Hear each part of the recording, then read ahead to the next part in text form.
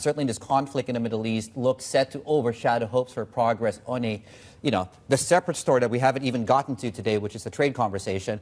David Gura, our Bloomberg correspondent, joins us, in fact, right now in Alberta for us to give us a preview of what to expect this week. David, we're all yours. What are you tracking there?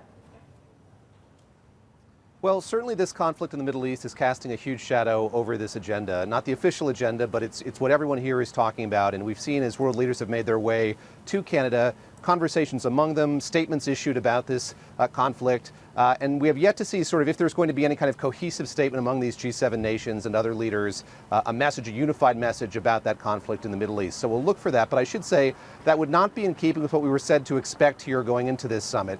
Everyone here remembers what happened in 2018, the last time the G7 was in Canada. Donald Trump ripped up the communique and left in a fit of pique and had a lot of criticism for then Prime Minister Justin Trudeau.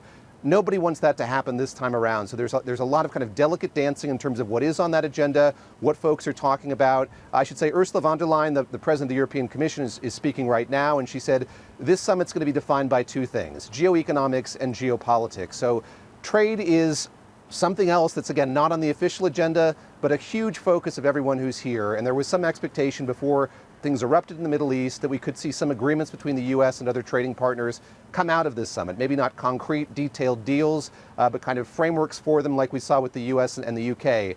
I should say expectations for that have been scaled back dramatically, but the EU's head of trade policy is here on the ground in Kananaskis, in Canada, ahead of this summit. So those conversations, I suspect, will continue among these world leaders on the sidelines. Yeah, you mentioned there's a lot of things that could happen. Tell us where, I mean, it's interesting even just the location of where this G7 is in Banff, a beautiful backdrop behind you. But tell us a bit more of the significance of that, because it seems like, they wanted to host somewhere with a bit of a more neutral ground in case of what happens.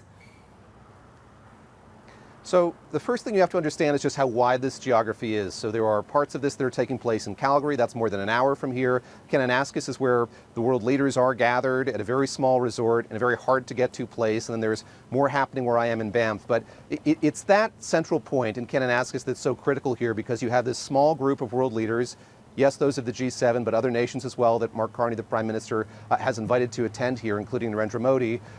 They think that in that setting, in that small group, they can have the kind of frank conversations that will lead them to come to some kind of agreement on various issues. Again, I go back to what I said about that joint communique. No expectation here that these 7 nations are going to emerge from this summit with kind of a unified statement on all of these fronts. There's just too much disagreement. But maybe the thinking goes, if they're in this very remote, small place, in a very elegant hotel for a number of days, they'll be able to have those conversations on the sidelines. That will kind of improve the level of comedy among these nations. We'll see if that happens, but that's certainly the hope and the expectation of Canada's fairly new Prime Minister, Mark Carney, who really wants this to go off without a hitch.